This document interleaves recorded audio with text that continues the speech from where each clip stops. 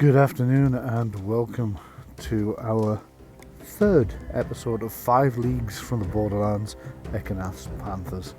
And we rejoin on campaign round 4, as we did 2 campaign rounds in the last campaign, in the last episode, and boy was one of those a disaster. So we rejoin Ekanaths Panthers, who have retreated from the Beast's lair back to the larger than nomad camps here on the banks of the lake to lick our wounds, and we very much are licking our wounds as well. 2 of our followers have died in the retreat from the Beast's lair, and our one of our heroes, Kanji, has been seriously wounded and had to be carried out by Leonidas, having been brought down by the beast itself. Leonidas carried him out, but unfortunately had to shed his armour in the retreat through the dark back to the town in order to be able to manage to carry his fallen comrade. We lost other equipment as well. Things did not go at all well for us. We're currently back at the Nomad camp, quite literally licking our wounds, being cat people I suppose, and feeling quite down about the whole situation. I should imagine 2 of our friends have died. One is very, very badly injured and won't be with us for another 3 weeks while he recovers with the healers, or while he recovers, I should say. We don't know that there are any healers available to help speed his recovery, so he'll be with us while we're in camp, and we'll be with him at his bedside, as it were, but we'll not be able to take him on campaign with us. If we even deign to go back on campaign, we will, of course, because that's kind of what the game's all about, and that's what you're here to see. We will, of course, but right now our 3 fighting cats are a little bit despondent by the whole thing, a little bit brought down, and we're not in the best of places, mentally speaking, after our humiliating defeat at the hands. That's very much one of our 9 lives spent. However, we begin play at a local town. It's actually a large nomad camp, but it's considered a town for the circumstances here in the rules. So we're going to make a town events table check, which is the first thing you have to do if you start a turn in a town, which we are doing. So that's a D100. Various things could happen here, from things that don't really progress the plot a huge amount to things that will be very good to us and things that will be quite bad to us. So let's just see how that goes. With a 71, what happens while we're in town? Market day. Again, it's always market day here, it seems. Which is odd, because Shambhala Market's only a week away. All sorts of goods are being traded today, many of them of little interest, but you never know. If there's a village or town, you may generate 1 additional rare goods item this campaign turn. If you are in a hamlet, you spend the day talking to locals as they peddle various trivial goods. Roll D6 and add a merchant friend on a 5 or a 6. I'm just going to check, because I think it's the other one that's a hamlet and that this is a full-sized town. I think it might actually be a village rather than a town. Let me just take a look. Those are the rules. Campaign region 1.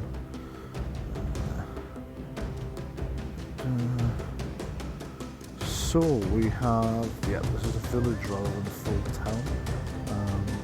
So yeah, we get very little out of that. We can generate 1 additional rare good in the campaign turn.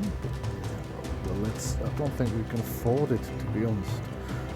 So let's press on to the second step of our preparation turn. Scrolling through the rules here. Hard times. During this step, you manage the finances of your war band, as well as tackle the recovery of those injured in battle. Both the upkeep cost and healing campaign activities must be performed. So the upkeep cost, first of all.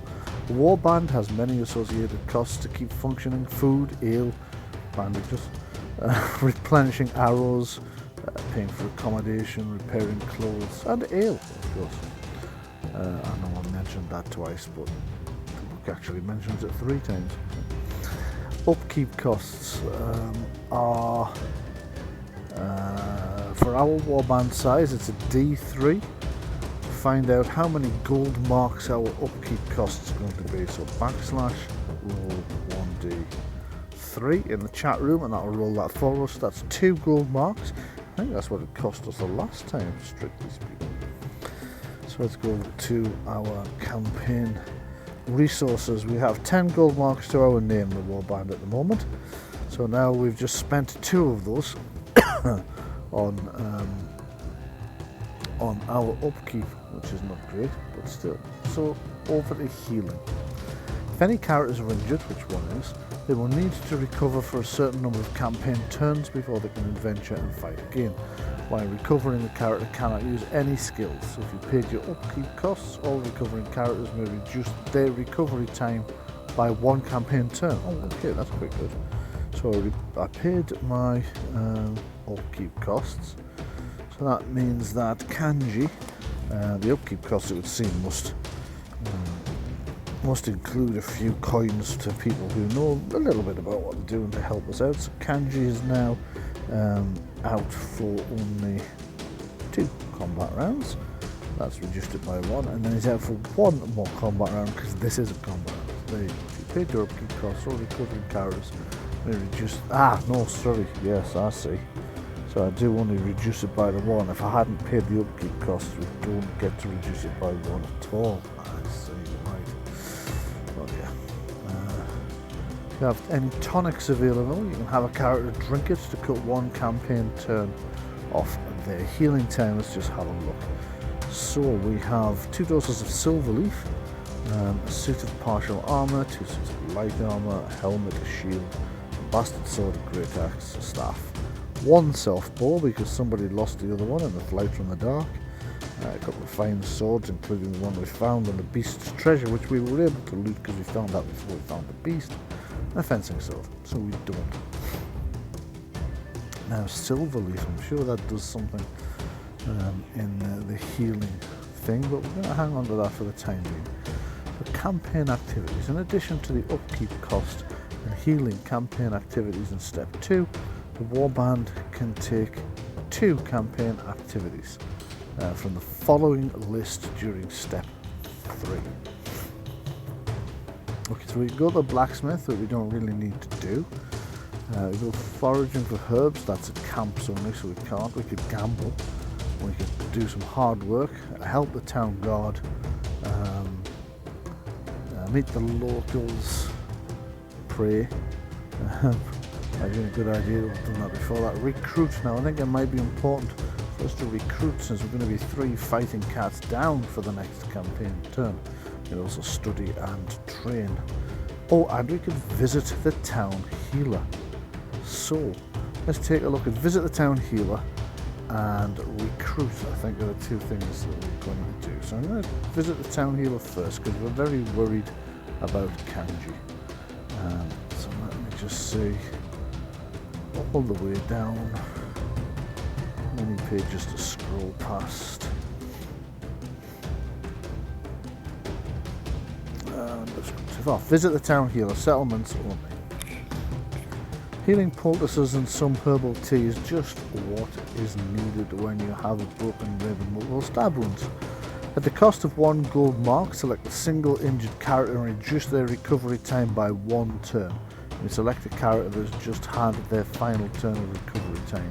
If so, they can join you in battle this campaign turn. Well, we won't be able to. We've had 1 down, but I think we'll pay the gold mark because we're worried about poor Kanji. So we will pay the gold mark. We just had 1 campaign turn, so I'll just strike off another mark, so we're down to 7, which is what we worried about earlier in the campaign, that we might be a bit short on funds, although we have been working hard with the locals during our campaign turns in the past to keep our funds up a little bit, and we're not hurting just yet.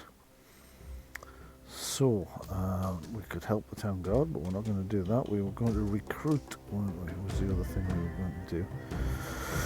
So, there's always travellers and mercenaries looking for a job. Cost 1 gold mark, of course. Make a leadership test. So 7 plus. Because we're alien, we only get +1 from a leadership skill instead of +2. The roll is -1 in a hamlet, +1 in a town, so there's nothing at all adjusted in the village, so that's fine. If you succeed, you may add a new warband character. If you currently have 3 or more heroes, then you recruit as a follower. If you're currently only 1 or 2 heroes, you may try to recruit a follower or pay an additional 2 gold marks to recruit a hero. Okay.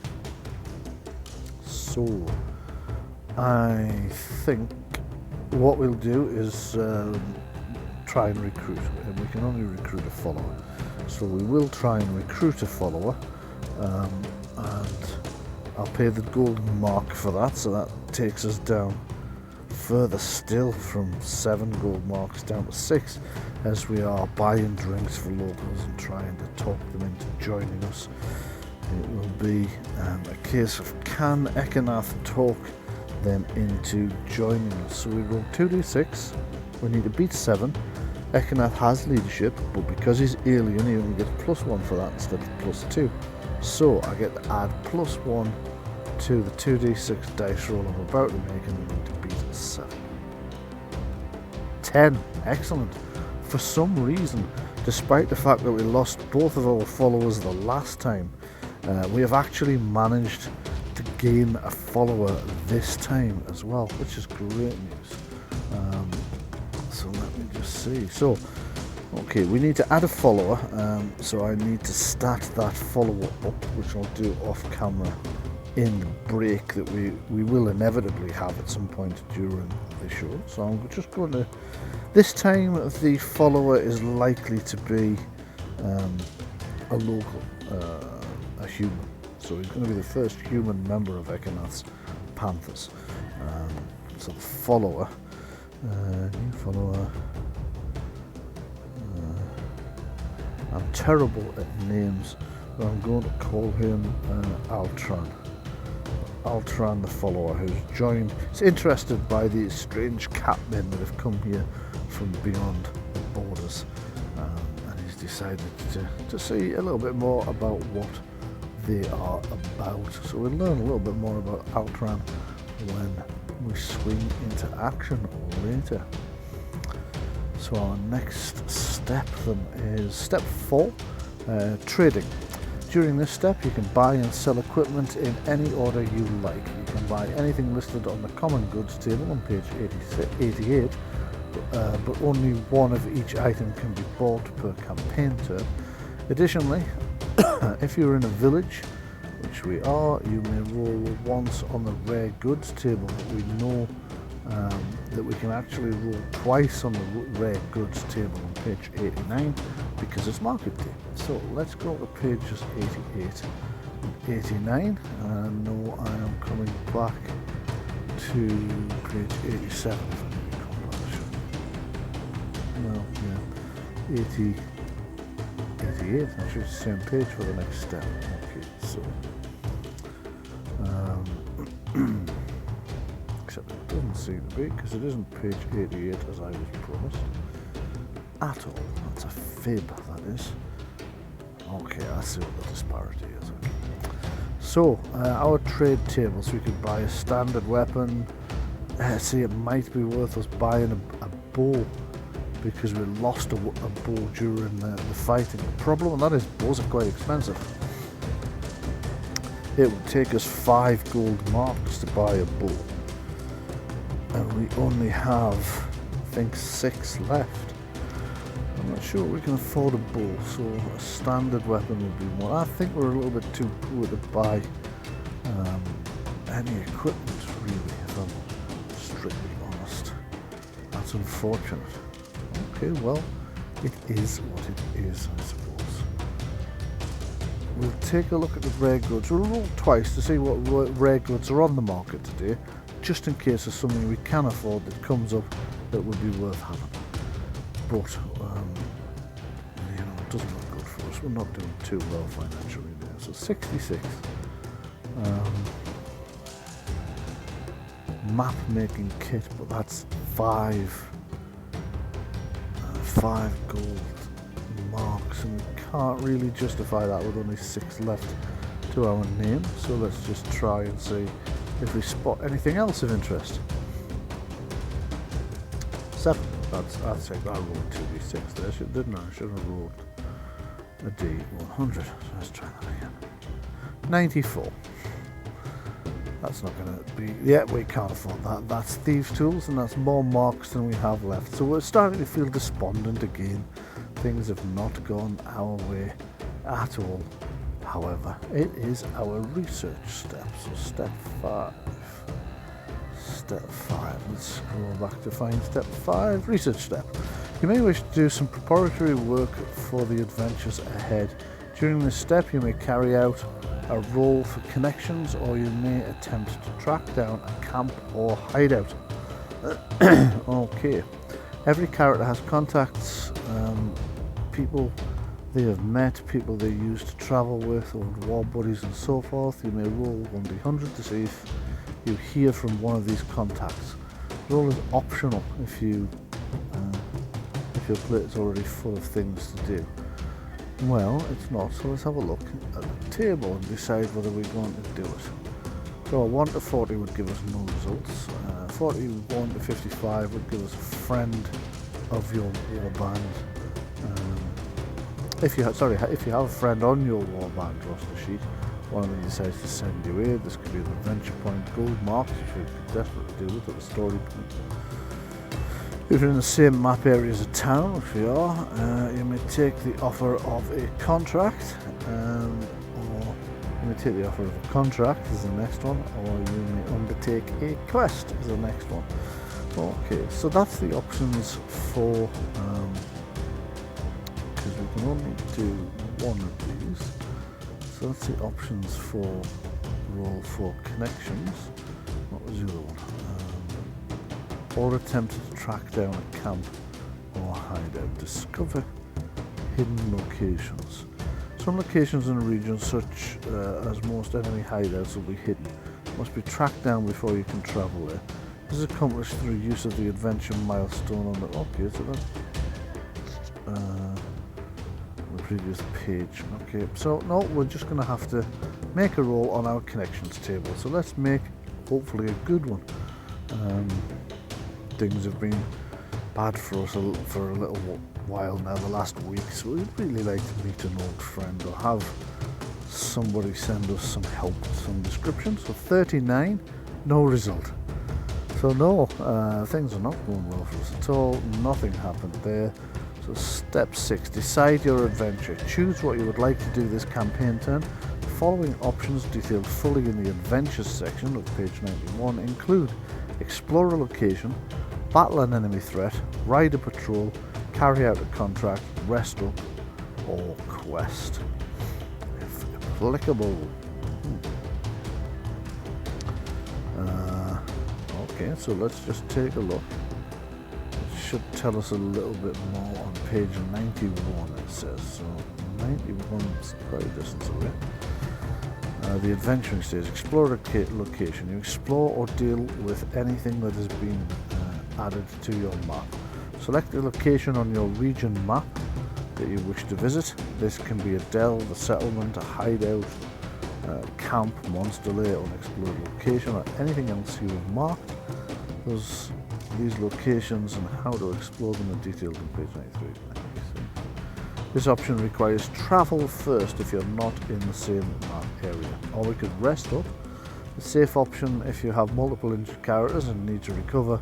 You must be in a settlement to use this option. No travel is required. Proceed to the resting up chapter, page 96. Or battle the enemy threat. You focus on earning adventure points. Tracking and facing down enemies that lurk is the primary duty of the adventurer. Select the threat you would like to fight and proceed to the enemy threat chapter of this. Well, I don't know. 96 resting up might be a good option for us. Till we can get Kanji back, and then we can undergo another round Although you see, we are running a little bit short of money. We could really use finding some money. So let's just have a look.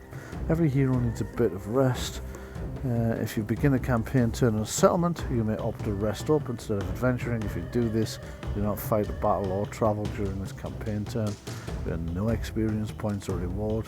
This option is most useful when multiple characters are injured and need to recover.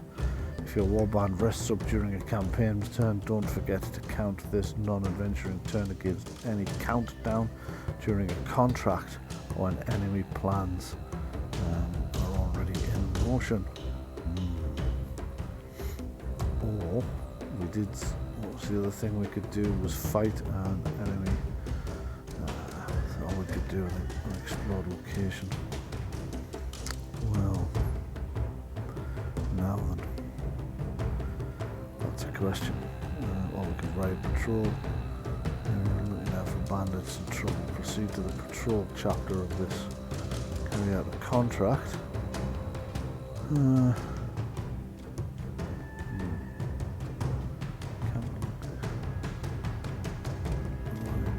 Well, I'm a little bit stumped. I think we are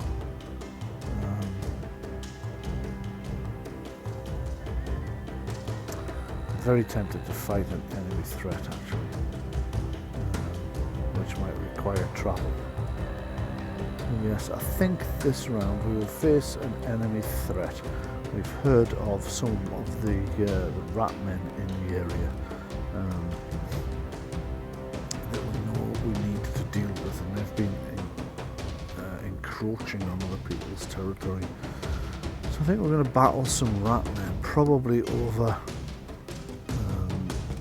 back where this swamp is, near where we arrived, I suppose. So we need to travel. So we need page 111 for a travel. Just see what happens on the travel, on the journey. Page 111, I'm still scrolling.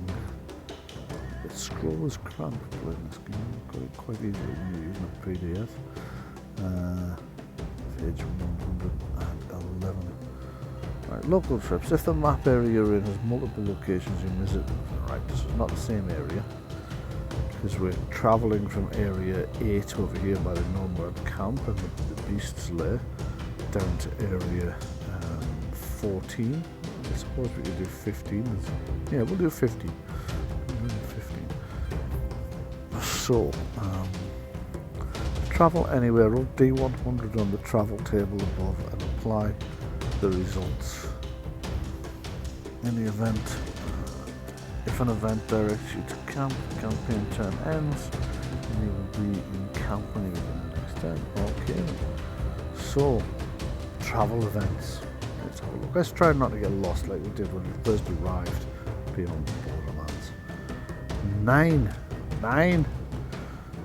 Uneventful travel, absolutely nothing happens, so we make it all the way from this nomad town all the way down into this part of the forests where the on the edge of the marsh or the swamp there, where we know rat men have been spotted and we are going to battle some of the rat men. So first of all we have to find them, I should imagine. So let's go back to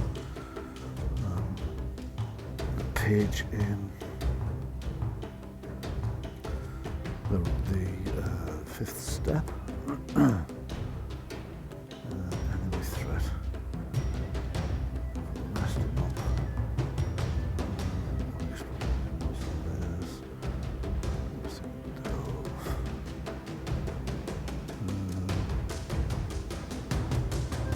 Let's battle the enemy.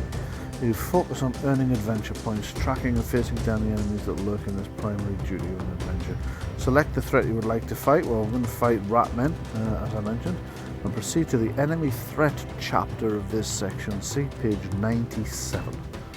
Let me just type in 97. I don't know why I didn't do that earlier. I was complaining about all the scroll. That's why. So 97. Enemy threat location.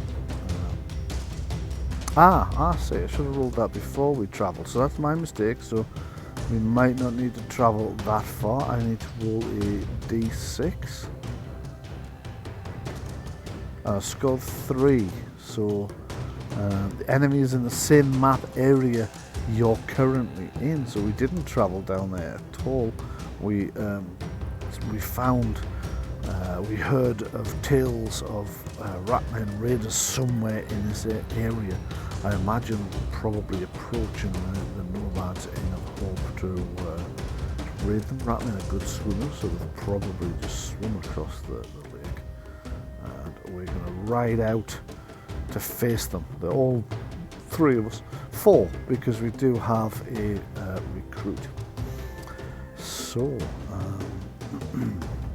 let me see what else it says. The enemies in this map area you're currently in.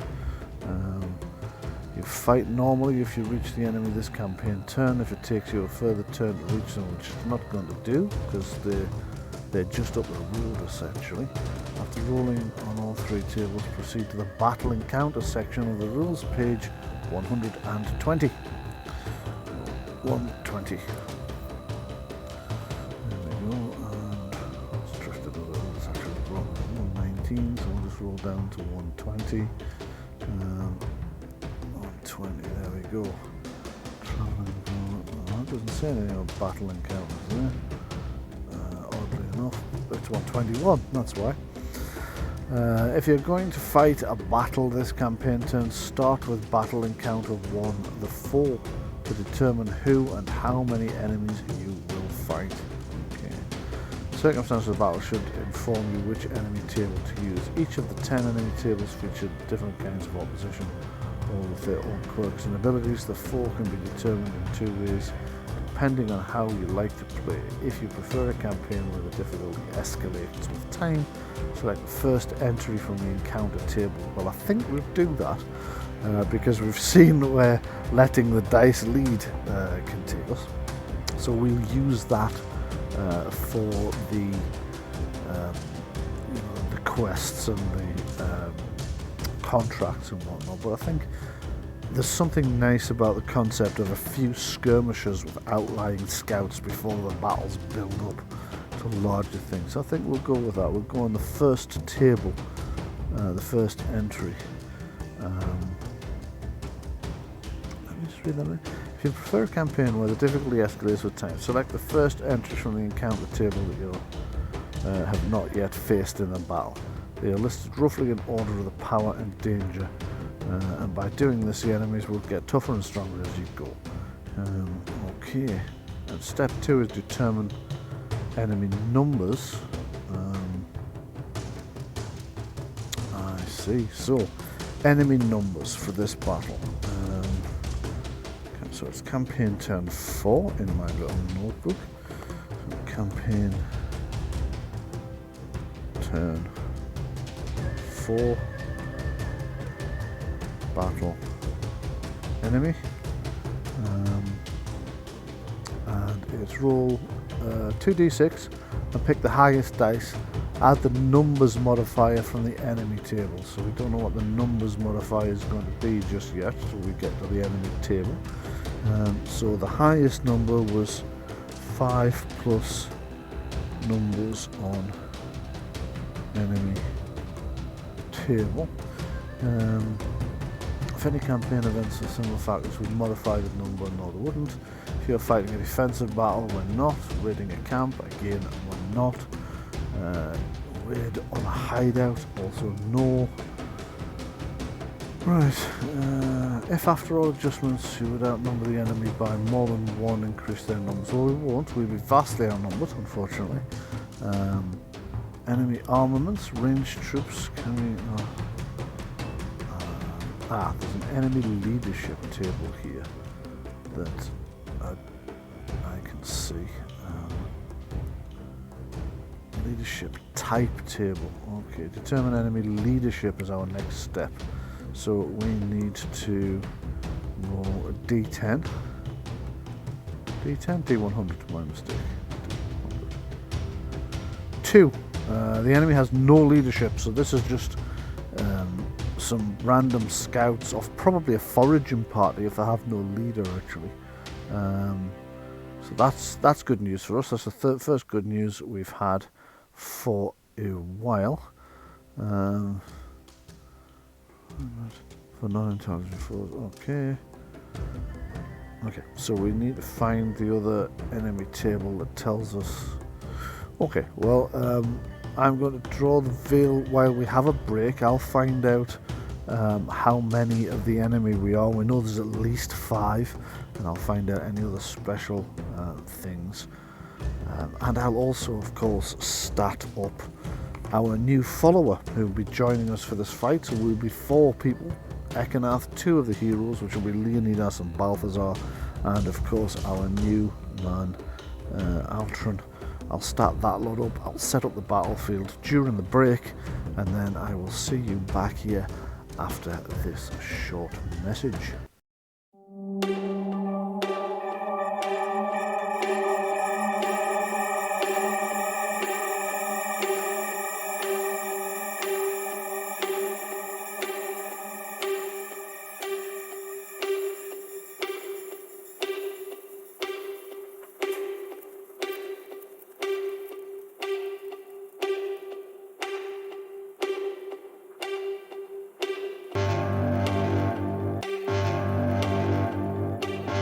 Emergency, emergency, emergency.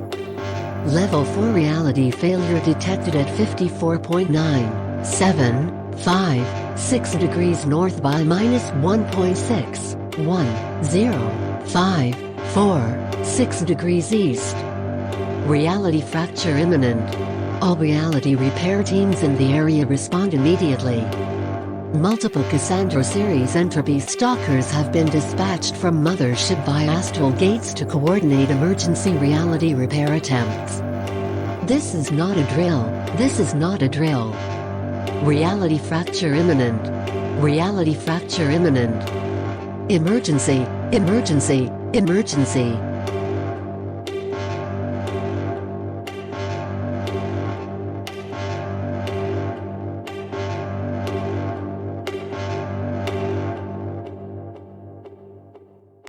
The Entropy Effect, a new tabletop RPG by Gethsemane Games, an exploration of why sometimes reality is not as fixed as we believe. A game of half possibilities and dark science fiction horror in which the players take on the role of entropy stalkers, genetically engineered members of reality repair teams sent to stop reality from collapsing. A game in which anything is possible. Find us on Facebook at facebook.com/Gethsemane Games, or search for Gethsemane Games on DriveThruRPG, the world's largest online game store.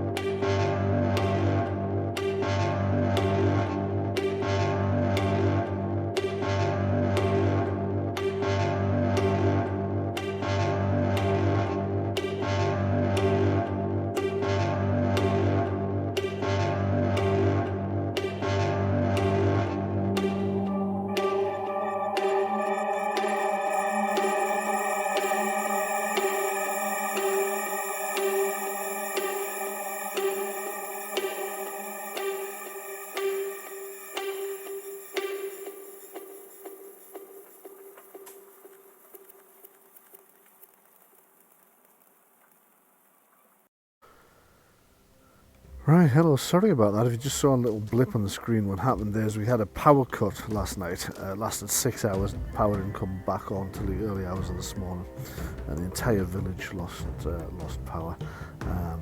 Currently, as I understand it, they are running a power line. Not a power line, sorry, they have, rather than done a full repair, they're running a generator. Now they did this once before, a few years ago, and the consequence of it was that they forgot to fuel it, and we had another power cut the night after. So let's try and be quick. Now I should tell you, I did just run 2 rounds of combat there, so you'll notice a few changes in the dice thing, before I realised that I hadn't started recording. So I've reset everything, and I'm going to pick up from there. So my mistake about that, apologies. Not the first time I've done something stupid like forget to hit record or left myself muted, but I'll try to avoid it in future. So I've reset to where everybody was. I think I'm nearly 100% right, and I'm going to have to rerun those things again. So my mistake, sorry about that. Let's just get cracking before the power goes out. Again, thank you for the power grid. Right, so first of all, I'll re-roll the initiative for everybody because I can't remember if it actually got to the end of round 1 in the first place. I couldn't remember this the last time either. So I'm going to say let's just pick up at the start of round 2, just for ease. And if some people didn't get their action as well, it is what it is. So maybe they were just kind of scoping out the area. They're both sides are creeping round in the dark, trying not to be ambushed. So that does kind of make sense. So I'm going to re-roll initiative. We call this well, round 2 going forward because it is. So re-roll initiative. So that's 46. Okay, so I've scored a 2. Now Ekanaths has an agility of 2, so we know that he can. I haven't reset. That's odd. I don't remember Ekanaths being wounded in the 2 rounds that we played. So he might have been down right from. Yeah, I'll just check everybody else is still okay. Oh, Leonidas doesn't have any wounds logged at all, which makes me wonder why his. Why he has a health aura, but there you go. And this guy, yeah, we're good to go. So we know we're going to give Ekanaths the 2 because he will be able to go in the fast action phase, and we're going to give one of our archers the 1 so that our archer can also go first, trying to get into position. So there we go, and I'm going to start left to right. Now, this archer knows that this cat is in there. It's on his side, yes, but he's new to this warband. He's nervous of this giant, powerful, summoned animal. He doesn't really want to share cover with it, so he's instead going to move to this tree instead. So 1, 2, 3, 4. I'll get him into there. From there, he's not close enough, I know, to see where the enemy is. Realise the enemy is not actually a hidden marker at the moment, no enemy marker at the moment, so let me just choose side, hidden enemy marker, there we go. So that's him done. So Ekanaths is to go next. He's going to move 3, 4, and then he's going to dash 1, 2, 3 into there for cover, and also of course his big cat gets to move. Now it's looking for the enemy. It thinks they might be crossing at these crossing points, even though it doesn't realise they can swim, so they don't need to worry about the crossing points. However, it is going to stay relatively cautious. It's going to take up position in cover there. Now the enemy are going to come forward. 1, 2, 3, 4, 5, and they're going to end their round there because they don't want to come out into the open just yet. So I need to see if we're close enough to spot them. They need to be 6 squares away to spot them. They're 9, so we haven't spotted them yet. So initiative hands over to us. And Leonidas, who doesn't know something that I know, and that's that the enemy has missile weapons, he's going to stay to cover. He's quite aggressive normally, but he's aware of the fact he lost his good armour in the last fight. So he's going to move to there. And our other archer, 1, 2, 3, 4, and then dash, 1, 2, 3, trying to make cover over on the flank there. That's the end of round 2. So we're now moving straight into round 3. Just mark this down here. So we're on round 3. So I'll take the fast action markers off characters, and then we re-roll.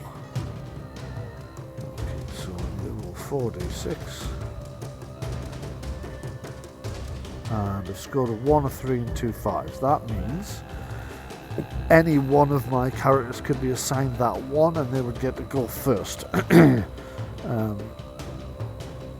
Everyone else is going to have to go second. So I'm going to assign Ekanaths the movement to go first. Now, we can only summon if we've got fewer than 5 fighters on the screen. We still have, so I could technically summon a second big cat, and I think I'm liable to do that, but I think I'm also liable to aim for cover. I'm going to head 1, 2, 3, 4. And I'm actually not going to summon a big cat now because I just don't feel now's the time. I'm instead going to use that second movement to dash. I'm not sure it would need a dash actually. I'm not sure it needs a second movement. I won't do it anyway. And just to get into cover, I'm going to put myself in behind this rock nice and tightly, so that's kind of flat on the rock, crawling over, just peering up. You can just see his eyes and his ears as he looks around to see where the enemy are coming. So that's our only fast action, so it's the enemy action phase to go next. This is awkward because the enemy's coming up to a largely open area, which they don't really want to be in, so I'm going to say aware of how they deploy, you see. 2, 3, 4, 5. Wherever I put them, they're going to be out of range of cover if they use their full movement, so I'm going to go... this is actually trickier than you'd think. 2, 3, 4, 5, 6. Do they get a dash? Yes. So 6, 1, 2, 3. That would still keep it. Okay, actually no, this is not as hard as I think. 1, 2 there, moved it there, which I think puts us within visual range 7 squares. It actually doesn't. We're just outside of being spotted yet, so that's the enemy's move. So it's now our slow movement. This is Archer looking to find a position of cover. 1, 2, 3, that'll be 4 squares to that cover there. So that's where he's going to go. Leonidas is also going to move into cover. Let me just see if we can get... Yep, he's going to... Oops, he's going to run in behind the cat to there. You can't occupy the same space. So this Archer, I think, is in a pretty good position as it is, but he doesn't want to be left too far out on the flank, so he's going to dash to this piece of cover instead. That's everybody still in cover. I think everybody's still more than 6 inches away from the enemy, so we still haven't spotted them yet. It's going to be awkward for the enemy because they're going to be kind of out in the open when they get spotted, and they really don't want to do that. But I can't see much of an option at this point. Actually, I've seen one. I've seen one that I'll go for. So we go over to the next combat round, and it's combat round 4. So we're re-rolling for initiative. So a lot of jockeying for position has gone on so far, and not much actual fighting. But don't worry about that. That's going to change very quickly, very soon. So rolling for initiative. That's 4d6. And again, I've only rolled 1, 2, which means Ekanaths can take the 2 and he will go first. Everybody else is going to have to go second, which is not ideal for us really, but it is what it is. Ekanaths is going to stay in the position he's in because he hasn't seen the enemy yet. He's probably going to send his cat forward to try and see if it can spot any enemies. So it comes out of here immediately, I think is within 6 inches now, 6 squares now. Yep, so that enemy is spotted. So I'll deal with that in a minute when the cat's finished his movement. So it's moved 1. It doesn't want to stay out in the open, obviously. It doesn't want to... Do you know what? I am going to have to deploy these guys, unfortunately. So what happens is we roll a d6 and there's a little table that tells us how many enemies there'll be. There'll be at least 5. On a d6 and on a 1 or a 2, then it adds 1 or 2. On a 3 or a 4, it adds 3. And higher than that, it adds 4 or 5. So let's roll a d6. We've rolled a 6, so that's added 5. That's the worst possible option for us. I've got 10 enemies to fight. Can't do it. There's not enough of us. We're under strength. This is going to be a disaster for us right from the get-go. So what we're going to have to do is play tactically and try and avoid getting into close combat with them for as long as possible, in the hopes that we can find an opening that will allow us to get at their leader. But with this many enemies on the table, I can't see it happening. Never mind. It is what it is. If we have another disaster, we have another disaster. So the enemy leader is deployed, and now I have to find more rats. So I will put that one down there as my first one to copy. I'll give it the 2 wounds and 2 what's names. Save that.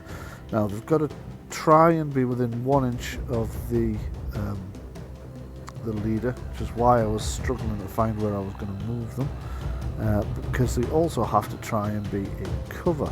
So technically this piece of cover has 4 spaces, so I suppose I could use that for a lot, couldn't I? Although that's not very good cover. They'd be better off in this better cover behind. So 1, 2, 3, 4, 5, 6, and the leader 7. So I need 3 more.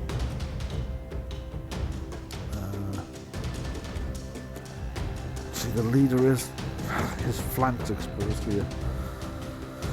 So I have to choose between cover and within 1 inch, and I'm going to say he's going to place one of his guys out in the open a little bit to protect them from cover. Okay, so this is in our movement, so our cat has moved 1.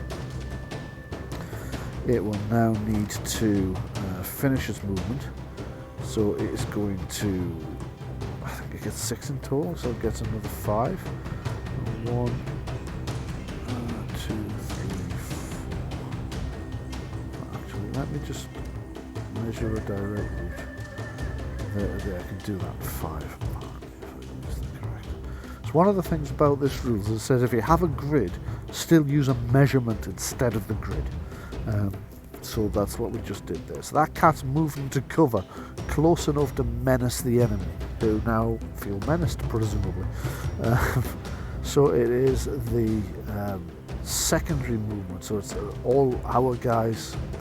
It's not actually. It's the enemy's movement, isn't it? Because that was our type 1 movement. But Ekanaths hasn't acted yet. He now knows there's a lot of enemies, and that cat should have 2 of them.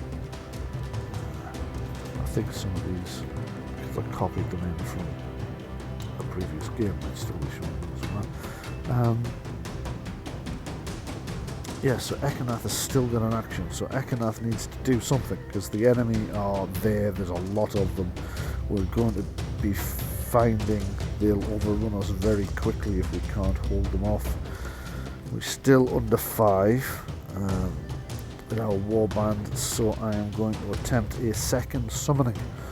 I would need a 7 or better on 2d6, but I do get +1, so let's have a go. 6, that +1 is 7, that means we have managed to summon a second cat. That second cat appears next to Ekanaths, so I'm going to have it right in front of him there. It appears on top of the rocks, snarling at the enemy. You can see in the distance. It gets an immediate move. It's going to lope off towards the enemy in an attempt to eat them, frankly, to be entirely honest. So 6 will get it right up to that ford. splashing its way through the water of that ford. It's trying to close in on the enemy's other flank. So the ratmen have now got these two savage cats, one on each flank. That's a significant threat to them, I am sure, so they're going to have to deal with that. Squeaking their alarm, the leader sends the first two rats in to attack this. Let's do it one at a time, and we'll move from left to right across the board so we don't get confused. So this rat is on the initiative. It gets D6.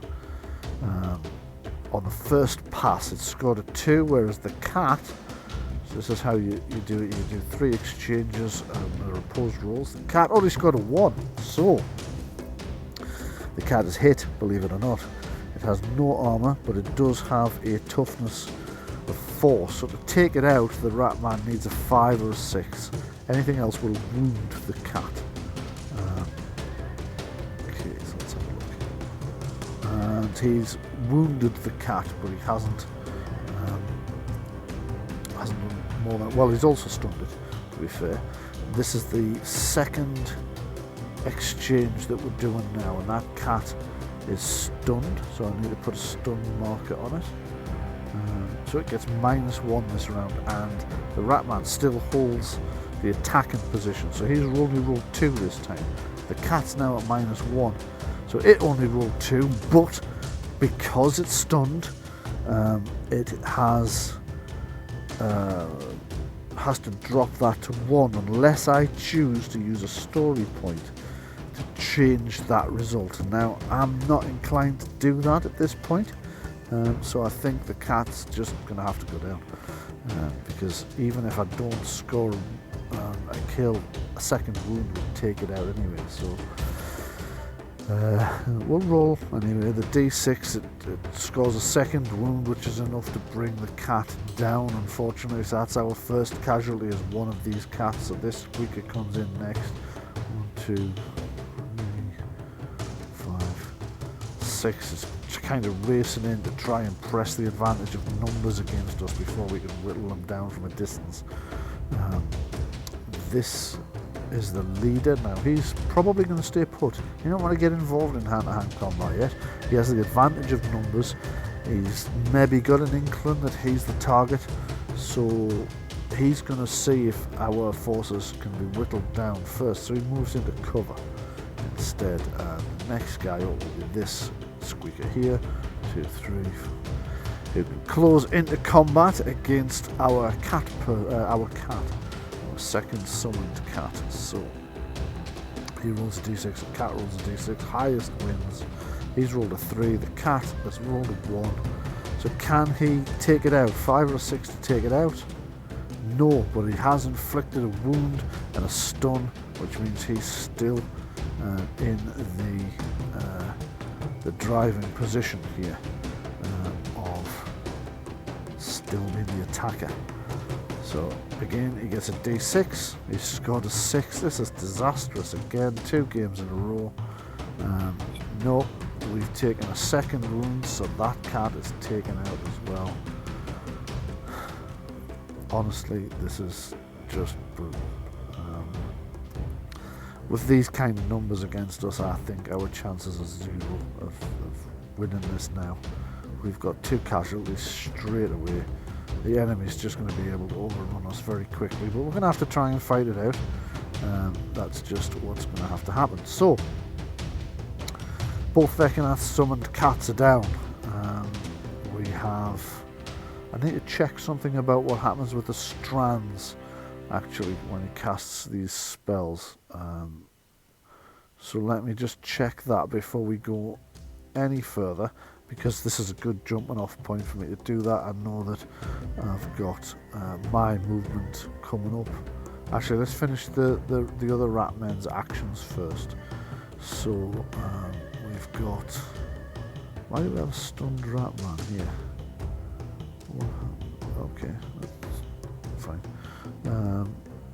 Have I stunned the wrong... Yeah, I've been stunning the wrong people by the look of it. Somehow the stuns have been going on That Ratman's down to 1 health. How is that a thing?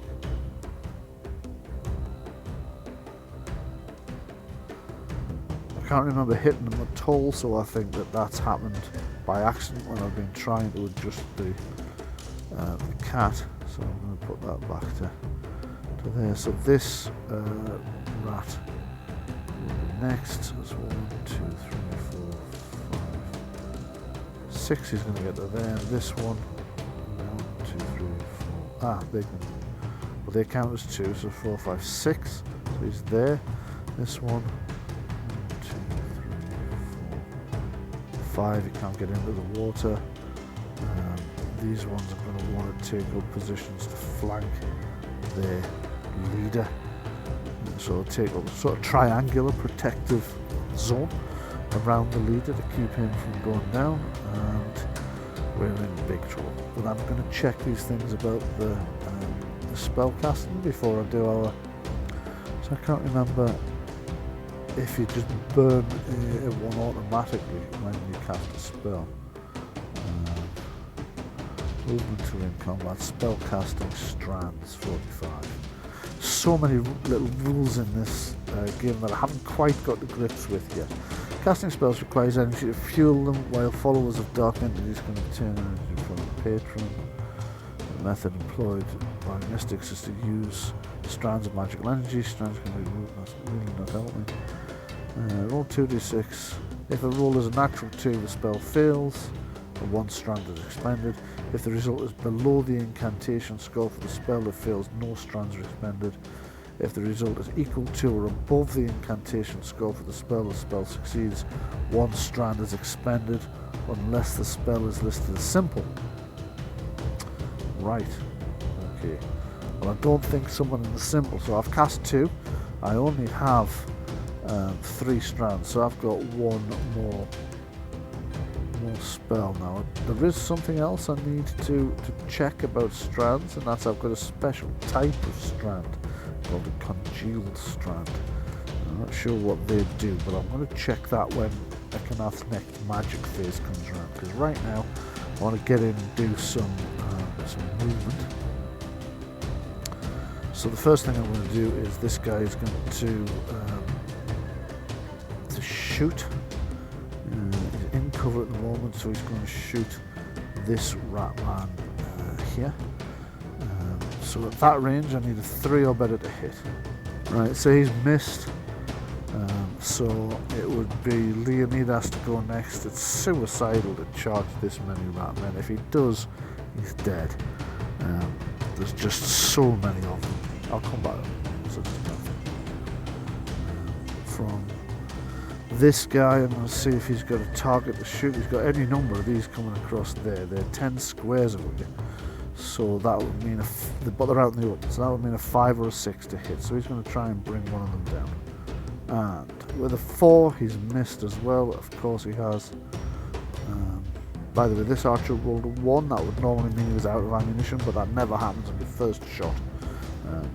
So he does still have actions. Okay, so I can't think what Leonidas needs to do, because if he charges forward, even if he kills one, he's going to be swamped by 3 next round.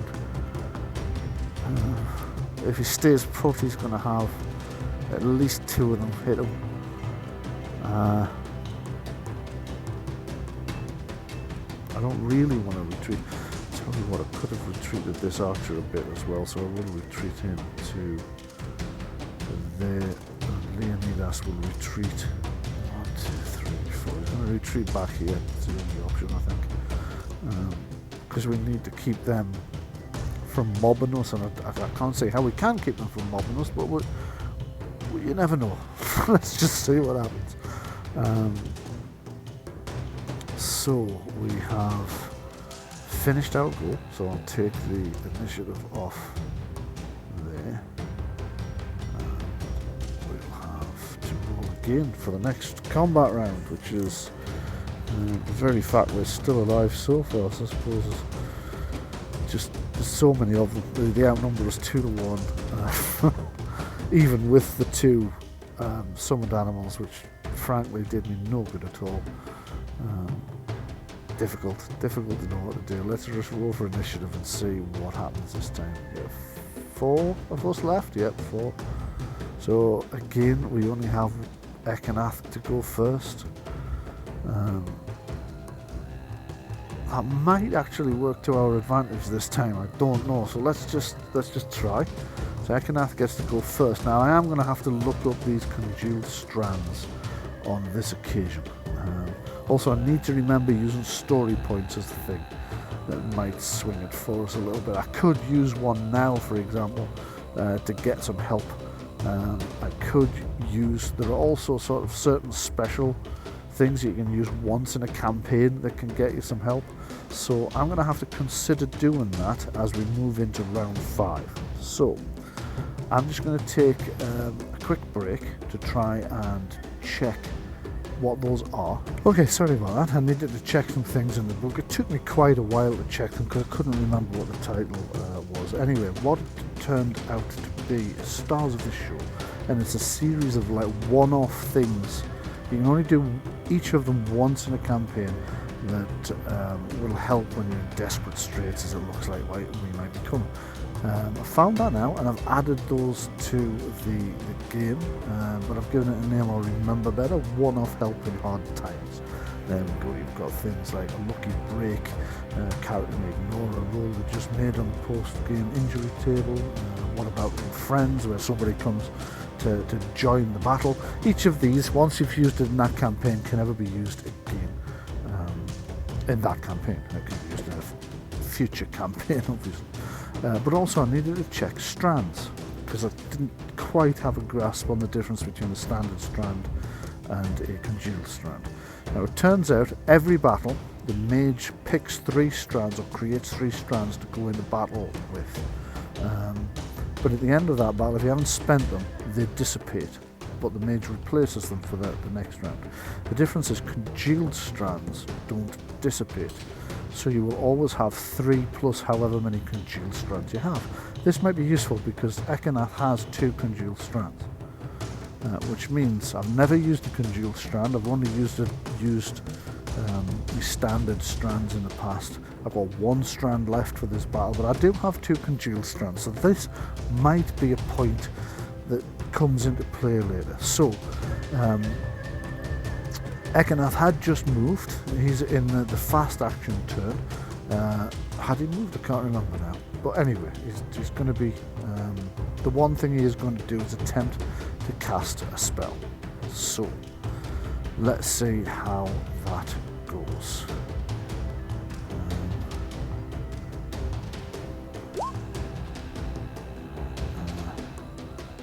Thing there, and... Okay, so he's rolled 2, so he's failed. So that means his last strand is gone, that's burned up, because he rolled double 2s. Usually if you fail a cast, the strand doesn't burn, unless you roll double 2, which he just did. So, his strand is gone. Things are just getting worse and worse for this warband. But let's just see how things go. So that's the fast action phase. So it's the enemy's turn to go. Well, they're streaming across the thing now. So 3, 4, 5, 6 to there. 1, 2, 3, 4, 5, 6 to there, because you want to take cover. 1, 2, 3, 4, 5, 6 to there. So they wound up roughly in the same formation they'd been in anyway. These guys, can they reach and attack this archer? 7 squares, so no, they'll fall a square short, which is an interesting point. What do they do about that? Do they come in anyway and risk it? I think they probably do, because they're on a high at the moment. Their side is doing really, really well. Our side is doing really poorly. So these guys are going to come in and race in to attack that chap. Again, the enemy hero is going to want his sort of personal honor guard to keep protecting him. Is he though? Because we are winning at this point. On the one hand, he doesn't want to leave himself open. On the other hand, you know, that keeps going down to 1, and I'm convinced that guy's not wounded, and I don't know why that keeps going down to 1. So I haven't wounded anybody yet. I haven't had enough success for that. 1, 2, 3, 4, 5, 6. He's going to stay in cover. So yeah, he must be on a bit of a high by now. Is he going to risk coming? I think he might, you know. 1, 2, 3,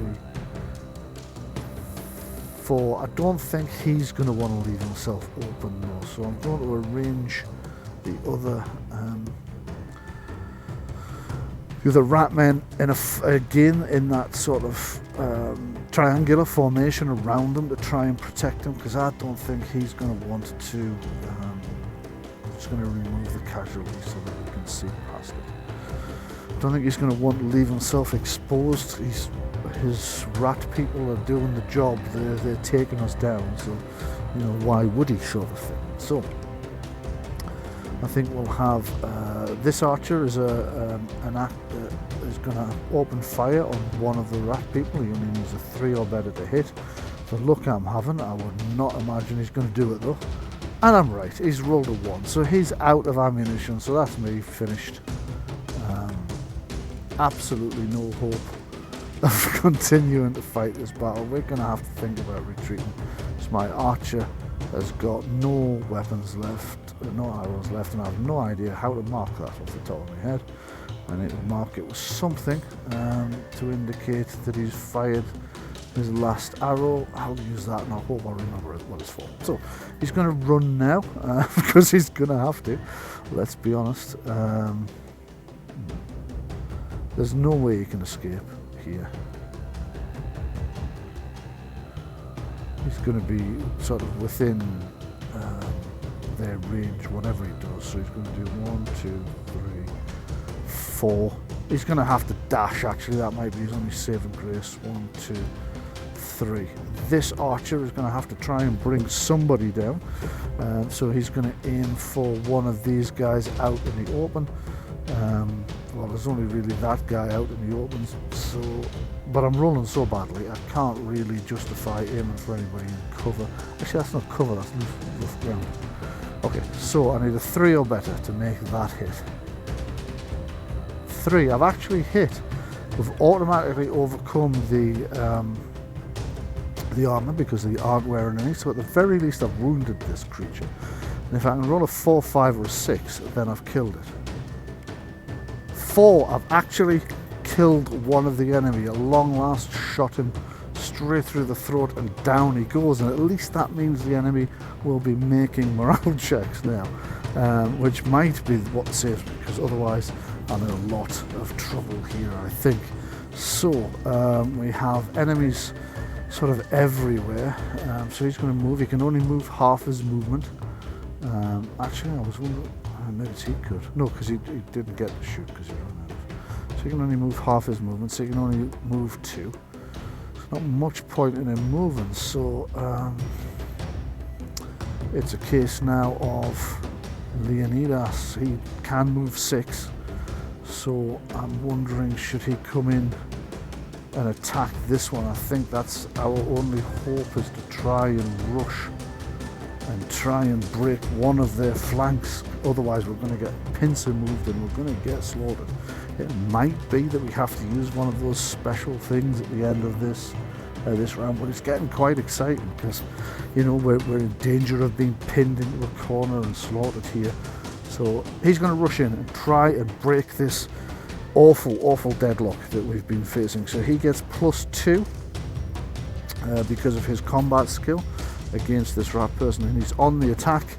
So you've got to be kidding, he's rolled 2, but even with his +2, that's a 4. The rat person only rolled 2. There seems to be a lot of repeating numbers turning up in the dice roller today, but that's good for me on this occasion because I got the +2, he didn't. That means I've actually scored a hit. So with a +1 against with a +1 against his toughness, that means I only need to score 3, 4 or 5 in order to bring this creature down. So fingers very much crossed, and Did that roll? Did that roll? It doesn't seem to have rolled. It hasn't rolled because there's only 2 2s there, and I've got a nasty feeling. It's rolled now, and that's a 5.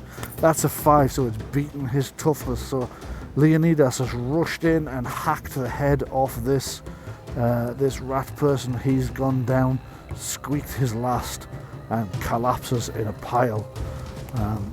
So, is this a turning point? I don't feel it is, if I'm entirely honest, but I'm trying to build some tension here.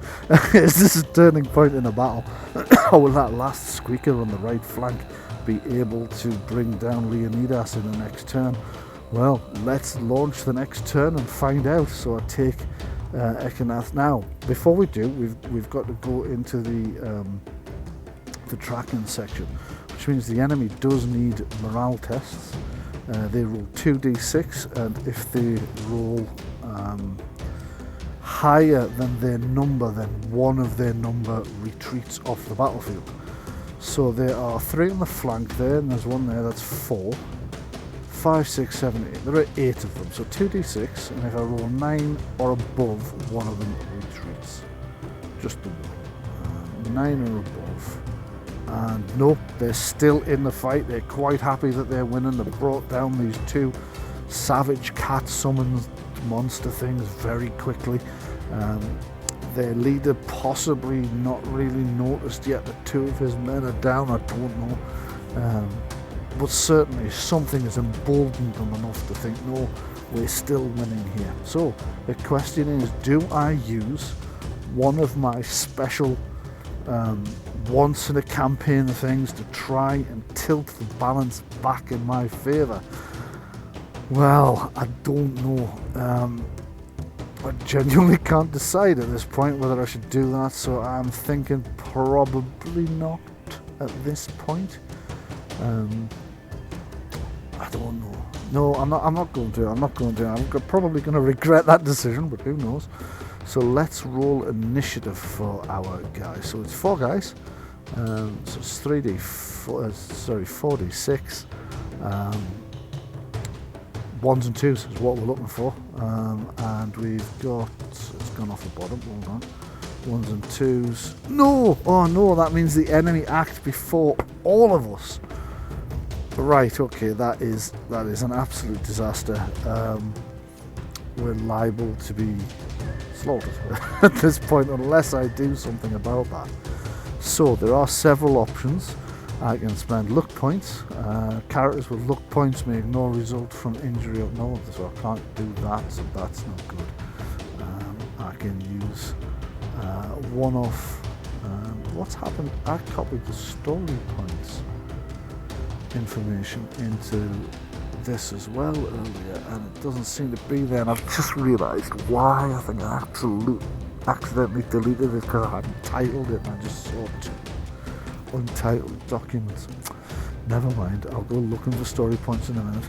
So I could use Better Part of Valor. I don't want to do that. I want to try and fight this out no matter what. I could use a lucky break. Character may ignore a roll they made on a post-game injury. That's not good. What about old friends? I could have one reinforcement that we know from the past come and join us, but that would mean me breaking a game to generate a new character. I don't think that's how the story went. When rolling on any type of random event table, right, this is not a random event table. Did I ever tell you how I learned to do this? Doesn't really apply either. So a story point, maybe, might be our best chance. So I'm going to have to pull my rule book up. At least story points are easy to find, unlike the other thing I was looking for earlier. So just give me a split second to try and find story points. It's easy to find, he says, and I can't spot them immediately. So I'll just type them in search, since at least I know the title of what I'm looking for this time. Story points. There we go. And it's not the first one to come up, because of course it's not. It's a spell, they can avoid it, roll again for any dice roll you just made. You can use either. Okay, so I could use a story point to roll for any, but do you know, I don't think I'm going to do that. I'm just going to let the enemy go first and hope I don't get murdered. So none of us are going first, So this Squeaker is obviously going to attack Leonidas. These guys, let's just see who they can get at. They can reach, one of them can reach Ekanath. Oh dear God, all three of them can reach Ekanath. That is not good news at all. Not good news at all. I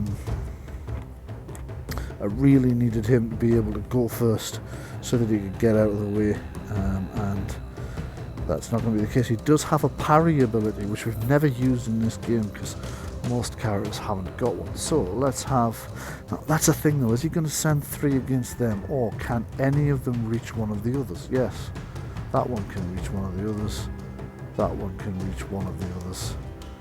So this one's definitely going to attack Ekanath because he can't reach anyone else. This one is going to attack, let me just remeasure that again so I know absolutely what I'm doing. They can attack everybody this round. They can get into combat with everyone on my side, which I think they're going to do that to try and stop us getting missile shots off. And they're still pouring troops across here, I would imagine. So 1, 2, 3, 4, 5. I'm going to put him there. 1, 2, 3, 4, 5, 6. I'm going to put him there.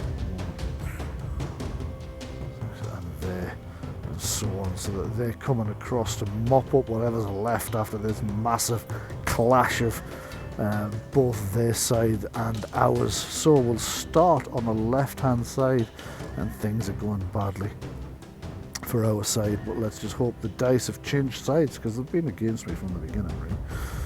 So D6, this rat man attacking our new follower, who's beginning to think he might have done better following somebody else, I think, at this point.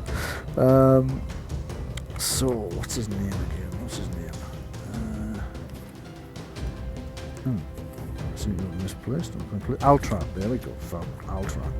So this rat man attacking Altran, trying to get him back for shooting at his friends earlier. And 5 he scored. Oh no, Altran's in trouble. Altran scored a 1 because of course he has, because the way the dice hate me today. So that's Altran has been hit. He is wearing, I think, is he wearing any armour? Let's just see now. Just need to check here. He isn't. No, I don't have. Oh no, wait a minute. So who's wearing all the armour? Well, let me just have a look. So Ekanath doesn't appear to be wearing armour because I keep forgetting that mages can in this. So we've got Leonidas is in light armour. We've got Kanji's currently out of the fight. Balthazar is wearing the partial armour. So actually, yes, he is. He's wearing the light armour that we've got. So let's just see what that means. First of all, the guy's got to try and overcome the armour. So he needs to score 2 or better. I think he's going to do that. He didn't. He didn't. So it's actually glanced off Altran's armour. Good lord, I wasn't expecting that. The other thing I wasn't expecting is Havoc. Try and remember what happens at this point. Does that change the attacker? I don't think it does, but I'm going to look it up because I've made a few mistakes since we started this campaign. I don't want to make too many more. So I'm going to check combat actions, melee, step, whatever it is, counterattacks. He won't be able to get a counterattack on him because he's out in the open. Yeah, he's out in the open. However, there's somebody who may or may not, I'm not sure. Counterattack. Where are we? It's not that I'm looking for. So resolve the exchange. If the attacker has a first defender attacker, no, none of that's helping me here. Getting myself a little too flustered, I think, in the excitement. I don't think that changes who's on the attack and who's on the defense, actually. So that just means that blow is warded off. So the Ratman continues to be the On the offense, he scored a 3. Altran scored 6. Altran scored 6, having been initially run down by this Ratman while he was trying to race for cover. This Ratman's attacked him from behind, and he's heard the clang of the blade as it's come off his armor. He's turned around and he's thrust his sword at the creature. The creature's not wearing any armor. I don't need to overcome that. I do need to overcome his toughness, otherwise I only wound him. So I need a 4, 5 or a 6 to bring this monstrous Ratman down. Fingers crossed. A 4! We've scored a 4, so Altran's actually run this Ratman straight through. Centre of mass, straight through, killed him outright. And suddenly things are looking a little bit less bleak, but I mean, it could still go very, very badly for us yet. Okay, sorry about that. It's been one of those games that's been plagued by a few things that's caused me to have to start and stop. Something happened downstairs that required my attention, but I'm back now. While I was down there though, something just popped into my head, as it sometimes does, and I made a slight mistake there. In that, I've done this before in the game, and I need to remember this, that if you're in combat and you're the defender, you cannot score a wound on someone else unless you get a counter-attack. Counter-attacks are something that happens under very specific circumstances. So, I've had at least 2 occasions in this game where I've had somebody go down to what was essentially a counter-attack when that person wasn't allowed a counter-attack. In other words, the defender has killed somebody, rather than what should have happened is the defender should have gained become the attacker and made the next attack. So we'll let that stand, otherwise we're going to be retconning too much. But the way I'm going to balance that is, right now we've got a fight where Balthazar is defending this piece of cover that he's using. So he would be able to have a counter-attack. So we won't give him one, and that'll counter the fact that Altron did get a counter-attack when he shouldn't. What that means is, if Balthazar as the defender wins the first exchange, or any of the exchanges, he doesn't score damage on the enemy automatically. He instead gets an attack, becomes the attacker, I should say. And yeah, that'll balance it out. Then we'll start doing it correctly, like that, every time, except when somebody is actually defending something or has another reason to gain that defense. I hope that was clear. I hope you understood what I meant. But anyway, you'll see as we go on. So, it's currently this little Squeaker's attempt to attack Balthazar. Now, it gets a D6. Balthazar also gets a D6. It scored a 6. He scored a 6 as well. Right, okay, so what happens there is they bounce off one another, I seem to recall. Let me just check on the combat section here. But I think that means that one of them retreats, and I think that ends the combat as well. So, melee combat. If the defender has a higher score, no he didn't. On a draw, the defender retreats 1 inch backwards with the attacker remaining in place and the melee ends. So Balthazar retreats 1 inch backwards and the melee ends. So we move on now to the next melee, which would be this guy here, who gets to attack Leonidas. So he's on a D6. He's got a 1, he's in trouble because Leonidas gets +2. He can't fail to win. So remember, he doesn't score a hit against him though, he becomes the attacker instead. That's where I've been going wrong. So for the second exchange, Leonidas is now the attacker. He gets +2 to attack because of his combat skill. So he's rolled 5, that's 7.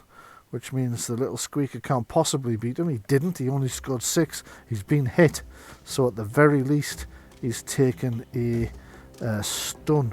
Now then, if Leonidas can roll high enough, he's killed him outright. To do that, he needs to beat the little Squeaker's toughness, mind went blank, of 3. So Leonidas needs to score a 4, 5 or 6, but He's using a bastard sword, gives him +1 to overcome toughness, so he needs to score 3, 4, 5 or 6 to kill the guy instantly.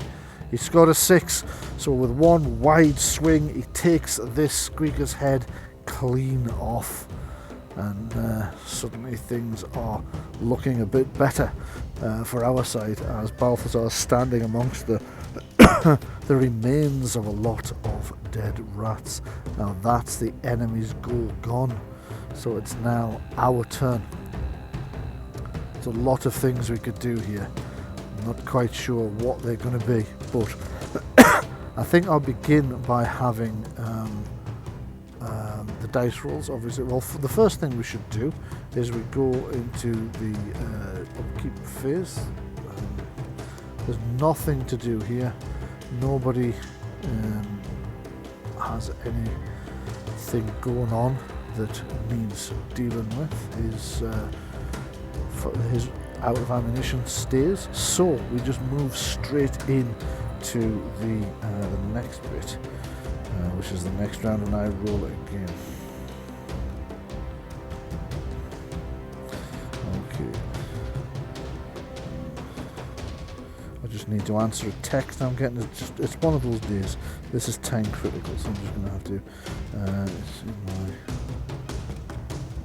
right. Okay, so.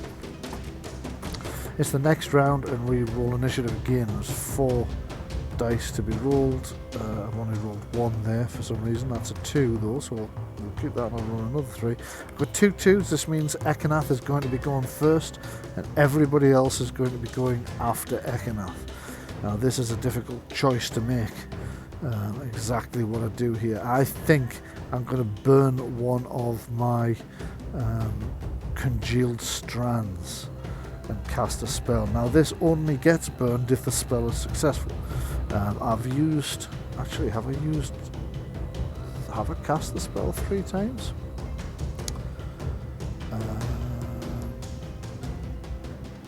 No, I haven't successfully cast the spell 3 times, have I? So it's just my last strand, so I'm going to cast I need a 7 or better, 6 really, because I get a +1. 6 better to summon again, and I failed miserably. Right, so failed to cast, so running away seems like an extremely good option to me. Or I could try and defend this obstacle, scramble up onto it and defend it, so that if I get attacked, I do get a counter attack. I also have a staff, so I can parry. So that's Ekanath. I mean, he could come forward and try and attack this guy. Still on the top of this one. Do you know what I'm going to do? Because I'm on the attack, I'm going to give it a go. I'm going to try and whack him on the bridge of the nose with my staff instead. So D6, I've got a 3. The enemy got a 6, so the enemy becomes the attacker. Oh no, he got a 2, and I got a 4, so now I become the attacker. Okay, this is interesting. So I attack again. Again a 2, and he... Oh, I've hit him. I've hit him, automatically overcome his armor because he isn't wearing any. So if I can beat his his toughness, then I've scored a hit. His toughness is 3, so I need a 4, 5 or 6 to take him out. Well, I've scored a hit anyway. I mean, I've killed him, taken him out. 4, 5 or 6 to take him out, anything else and I wound him. So 4, 5 or 6, 1, no. So all I do is stun and wound. So let me stun him, and we've also wounded him. So let me just figure out what happens next. So that was Ekanath, so he went first.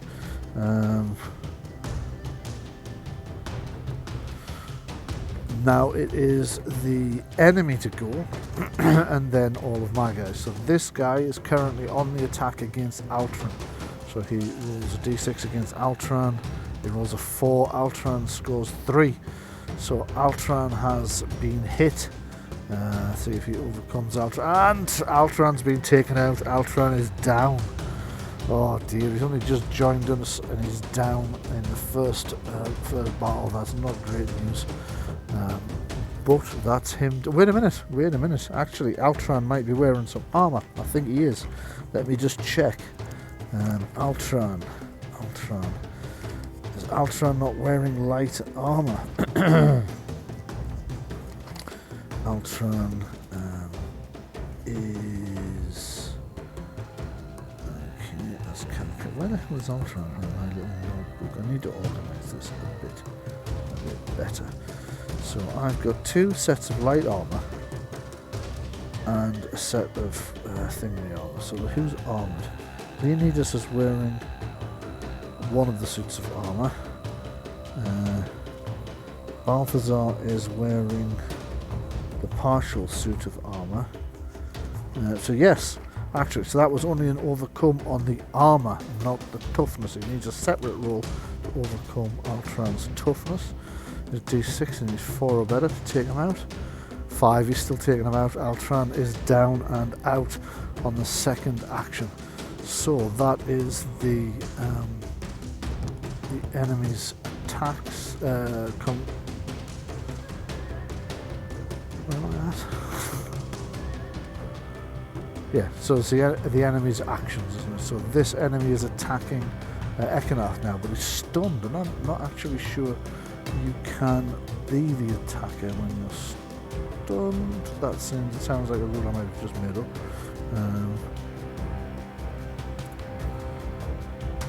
Let me just have a look.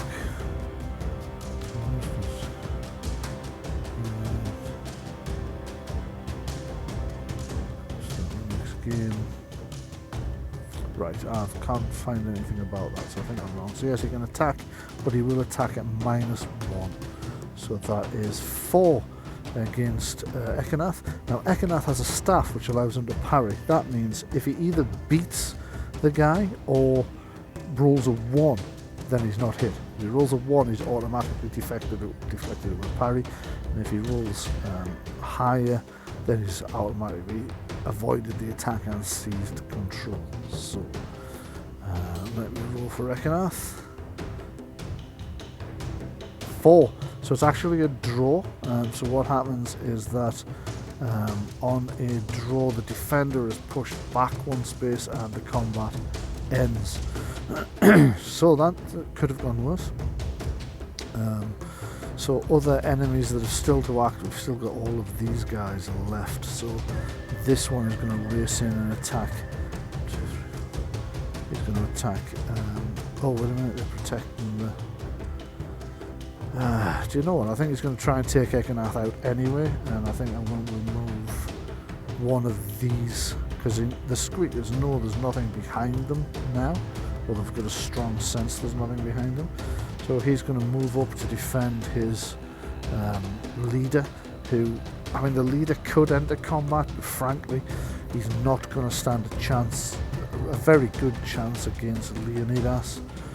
So I think he's going to hope that his forces can weaken the enemy up and drive the enemy away first. So this one attacking Ekanath is still defending the stone, still has the parrying weapon with him. So the Squeaker rolls a d6 and scores 6. Ekanath scores a 6 as well. So again, it's a draw, and Ekanath is once again driven backwards, and the combat has ended. So that round comes to doesn't, because it's now my go. I'd forgotten that. I'd forgotten I still had to go. Okay, so we might be able to pull this back yet. So Balthazar can try and shoot this guy down at that range. He only needs a 3 or better to do it. And he failed, but you know what? I'm tempted to spend a story point to have him re-roll, because at this rate, is it worth it? Is it worth it? I'm going to do it. Let's first spend a story point and re-roll. 2. Well, that wasn't worth it, as it turns out. So no, I've lost a story point to no avail.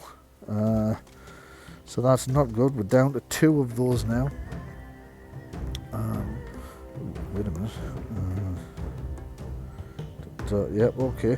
So we're down to story point, and we've got Okay, that's already gone, so it is Leonidas to go. Well, Leonidas' best chance actually is to try and run through these guys and attack the leader. So would I have been better to put this guy in to stop Leonidas in hand-to-hand combat? In retrospect, I would have been. Do I want to retcon that though? I probably shouldn't, because I haven't been retconning when I've made mistakes the other way around. So okay, I'm going to have Leonidas just race through, because he's got 6 movements, so he can make it. So he's going to race through and attack this guy, because if he can get that guy, then we've won. Even if we lose a few people, we still caused ourselves to get our objective. So I'm going to chase him, and I'm going to rush in, and we're going to attack his D6. If this fails, then Leonidas is going to get mobbed. But he's on +2 to hit, so he rolls a D6. He's got 4. The enemy leader only got 3. The enemy leader has been hit.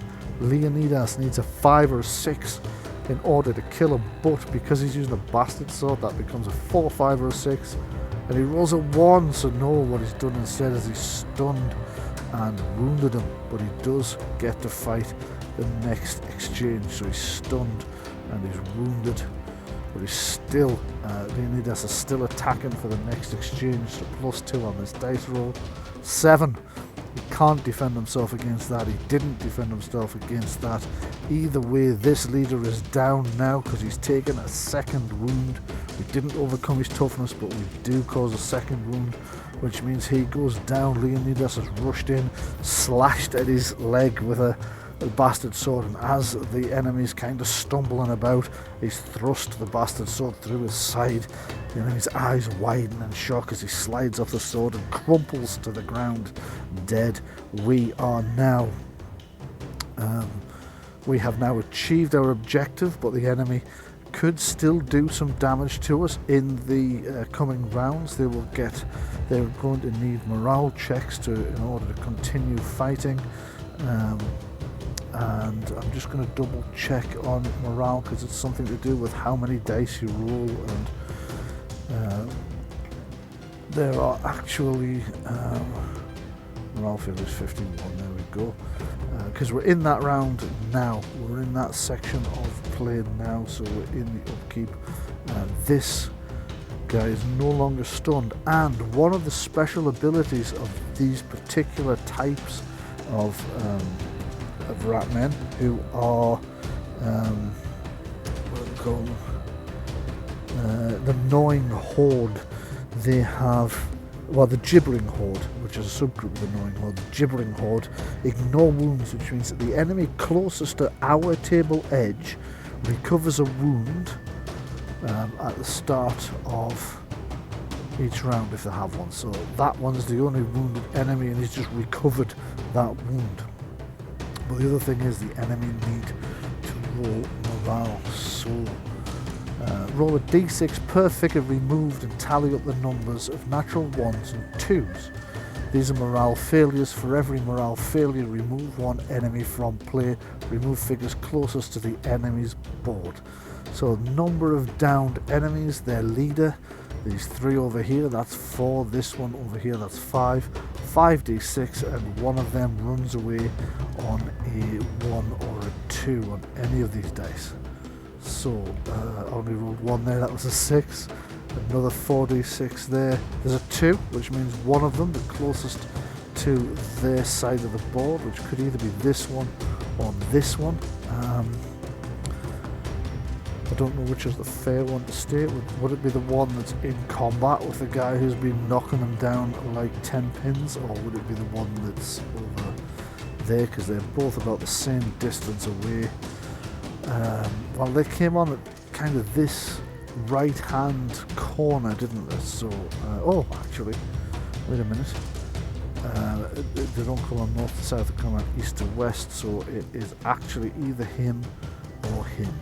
But since he also came in the southern, I'm going to say it's this one. He is, by all rights, the one that's closest to their table edge. He runs for it.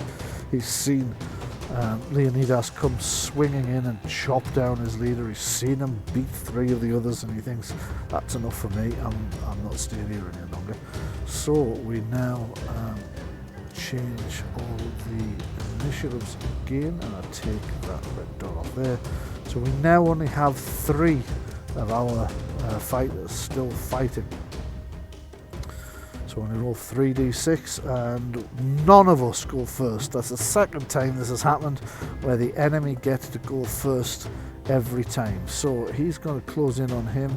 2 are going to close in on Ekanaths. Would 2 close in on Ekanaths? Or it's going to take 2 of them to defeat Leonidas, isn't it? I'm really struggling here to decide. No, I think they'll go in on Ekanaths and 1 will go in on Leonidas. So I'm going to start at the top on this one, attacking Balthazar. That's a d6.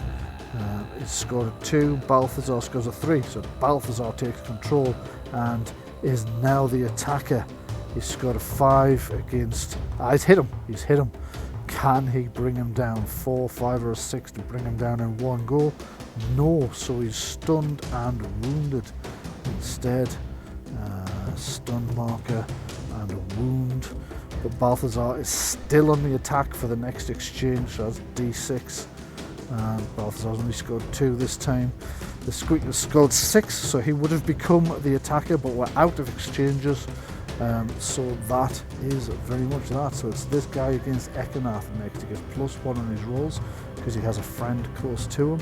He scored 4. Ekanaths has scored 5. So Ekanaths has seized control of that fight and now gets to be the attacker, scoring a 6 against this Squeaker's 1. So that's a solid blow across the face with his staff. But he needs a 4, 5 or 6 to take him out in a single hit. Let's see if he can do it. No, he can't, unless I spend another story point, which I'm really not going to do at this point. So he attacks again.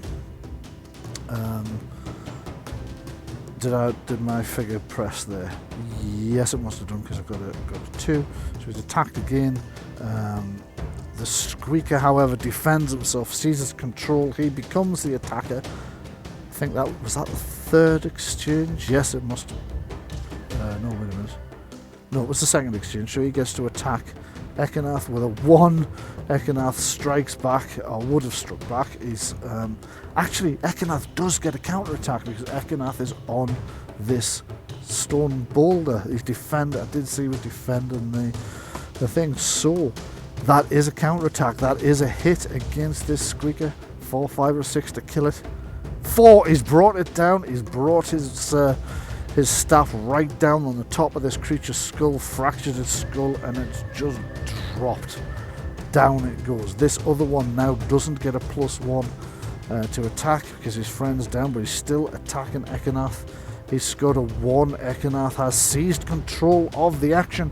He's the attacker now. He's got a 3 on the attack. That's not good. Now the attack has shifted, so he tries to attack, but the Squeaker has dodged and is now taking control for the 3rd pass. He rolls a 6 and Ekanaths has only rolled a 2. Ah dear, Ekanaths is down. Ekanaths is down and out of the fight unless I do something about it. So I might need to use another story point here to change that. Let me just see. So I don't want Ekanaths down, especially if I'm entirely honest. This is the 2nd time I've run this part of the battle, because when I came back from the problem happening downstairs earlier, I ran the whole battle, forgot to press record, and we had a very successful battle in which all of ours escaped alive, but I'm having to redo it because hello, I'm getting some worrying sounds here. What's happening? Something's giving us an error warning, but I can't tell what's failing. Okay, I think I see what it is during my search. Yeah, so we're actually worse off than we were the first time I ran this because I forgot to hit record, and actually Altran won the fight when I ran it, but I did make a couple of mistakes in doing it, so I suppose it's fair to replay it anyway. So story points, let me just see. I'm starting to panic a bit because Ekanaths could be down here and I really need him not to be. I think. Well, I mean, it would be better for me if he wasn't, but you know. Story points, page 56. If a character was just struck by any attack or spell in combat, they avoid it.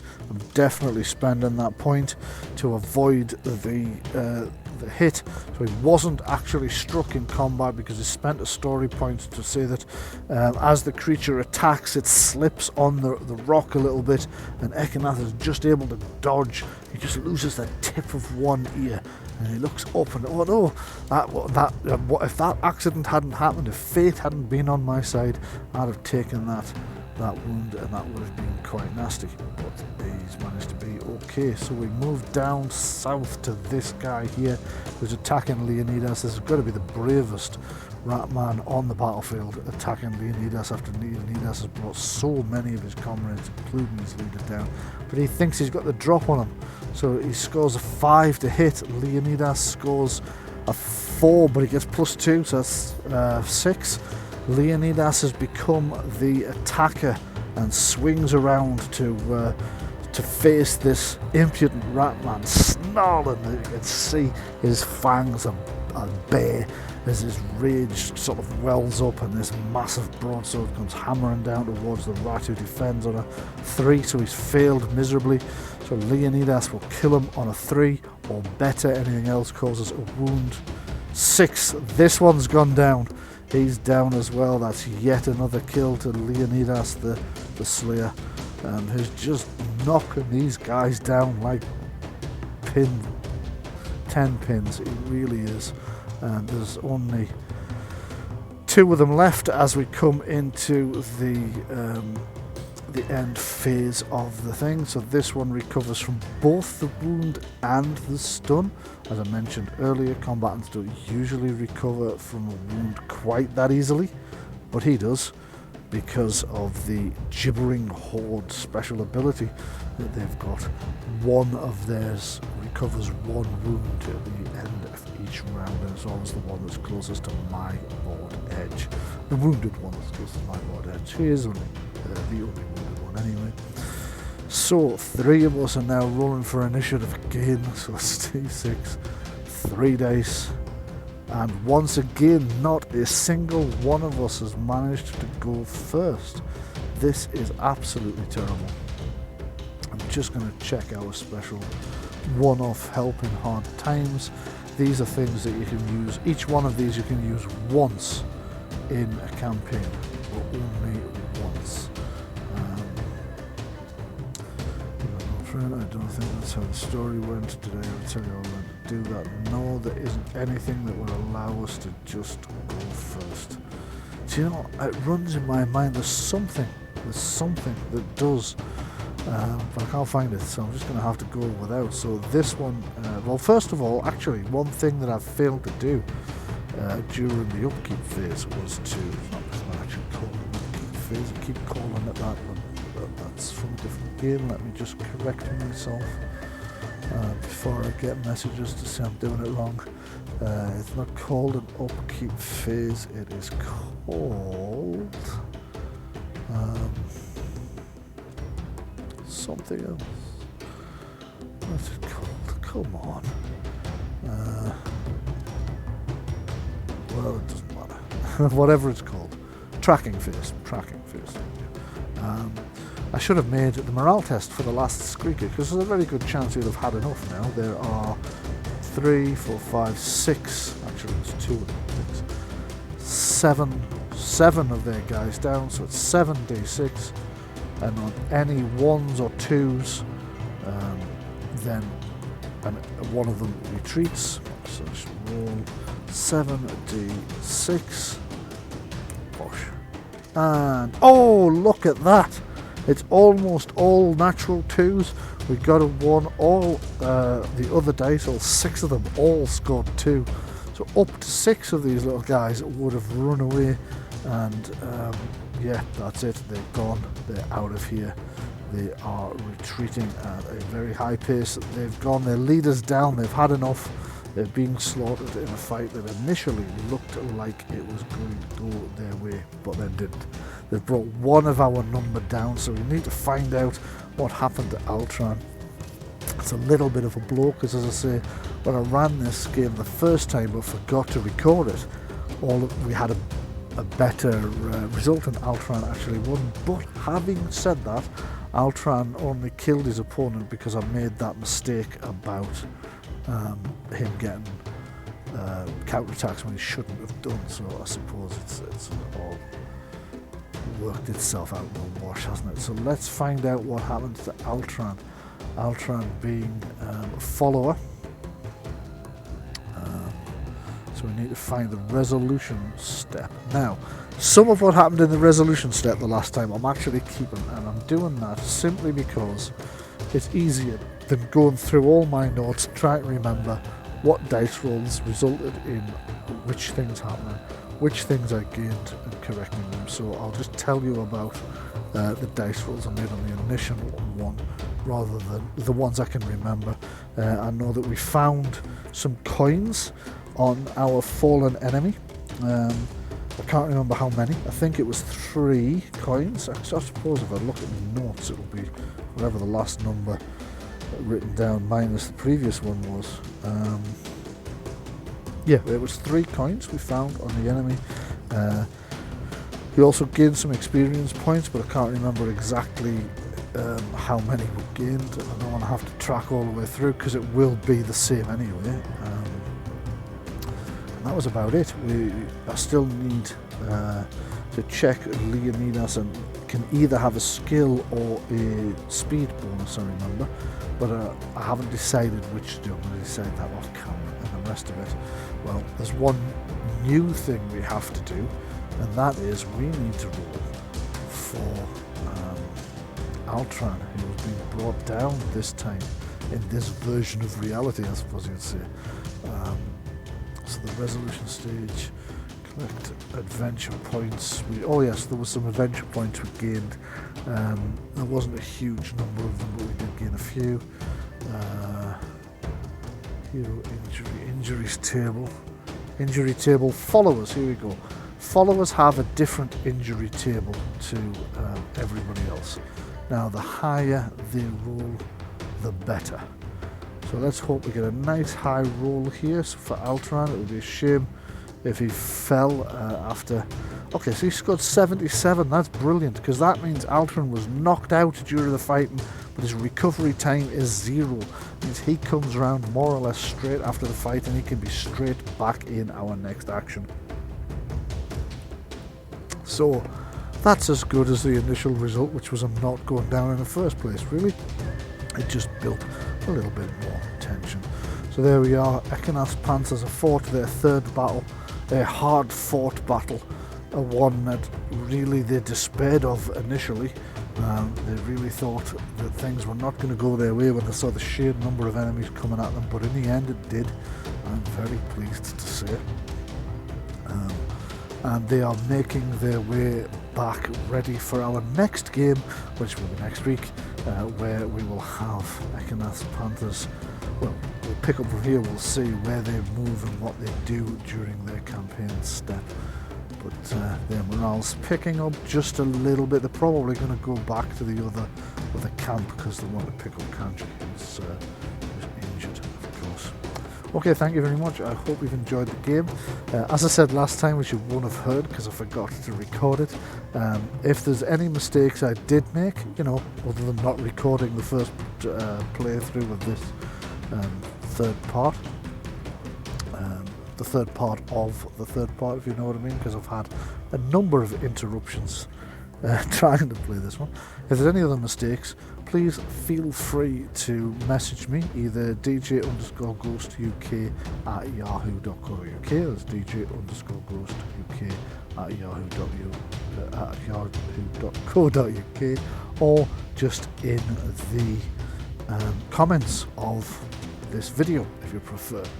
If you like the game, you can pick this up from Modiphius Entertainment. Anywhere they sell, you will find this. This is 5 Leagues from the Borderlands. There's a science fiction version as well called 5 Parsecs from Home, which also looks quite good, but I haven't had an opportunity to play that. I have watched somebody else play that though, so do check out Me, Myself and Die if you want to see somebody playing the science fiction version of this game, and probably making fewer mistakes than I do, I must admit. Okay, thank you very much. It just remains for me to say do stay safe, take care, but from me, for now, good night.